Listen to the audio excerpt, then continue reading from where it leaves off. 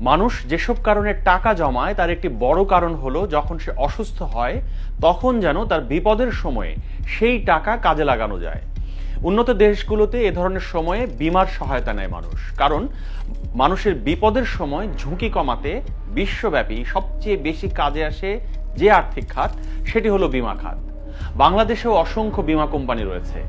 অনেকেই বীমা পলিসি খুলেনও, কিন্তু সবাই সময় মতো সেই উপকার পান না, বরং অনেকে শেষ পর্যন্ত ধরাই খেয়েছেন। কিন্তু সব কোম্পানি কি একই রকম? কোথায় বীমা পলিসি খুললে আপনি ঠকবেন না, কি দেখে বা কি বিবেচনা করে আপনাকে বীমা পলিসি খুলতে হবে, এসব জানাবো আজকের স্টার এক্সপিরিয়েন্স উইথ আহসানে।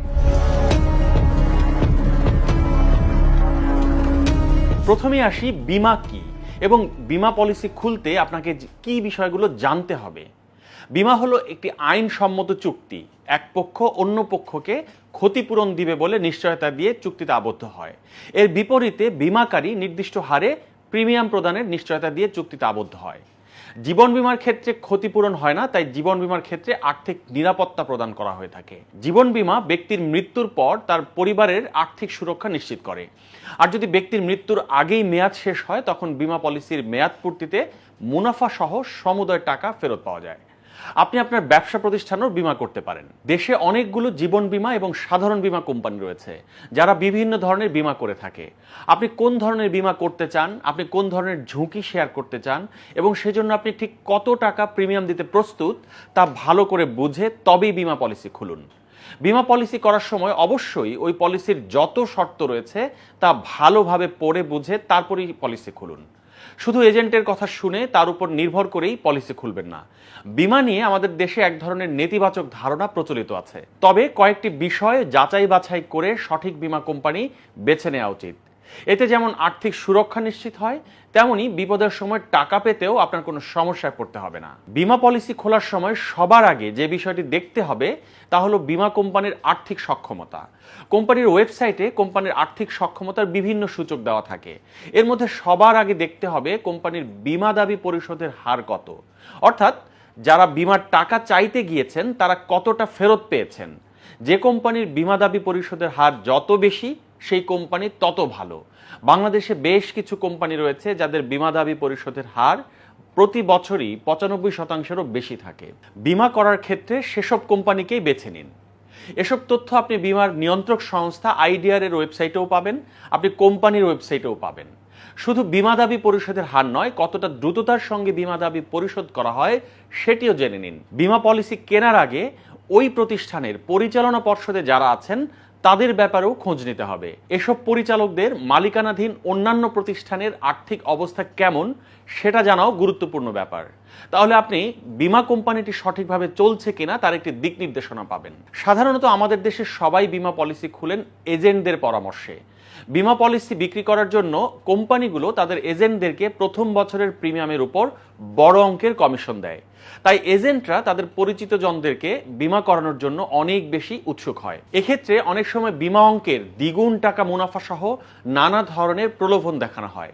তাদের কথায় প্রলুব্ধ হয়ে নয়, বরং কোম্পানির কাগজপত্র ভালোভাবে পড়ে বুঝে তারপরেই বীমা খুলতে হবে।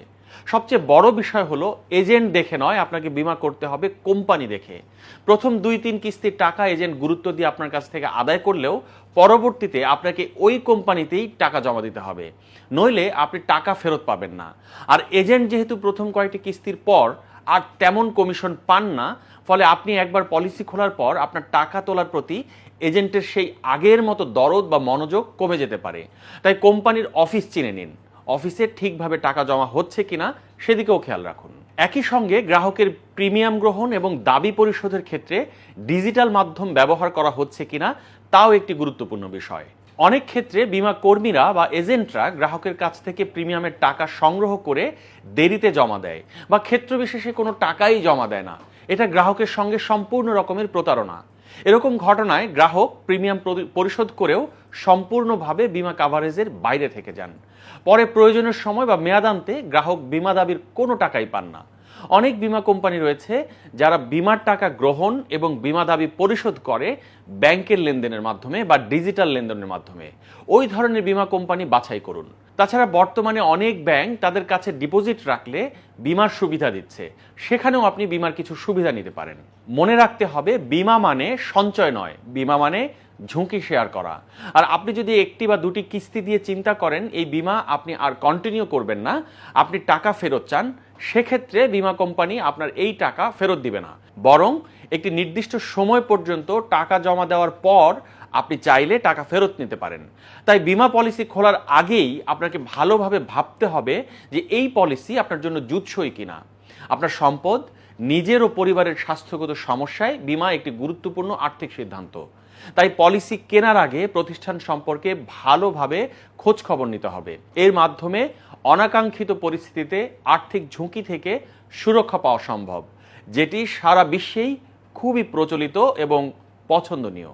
ডেইলি স্টার আপডেটেড নিউজ এবং ভিডিও পেতে আমাদের ইউটিউব চ্যানেলটি সাবস্ক্রাইব করুন, ফেসবুকে লাইক দিন, কমেন্ট করুন, শেয়ার করুন। সুস্থ থাকুন, ডেইলি স্টার সঙ্গেই থাকুন।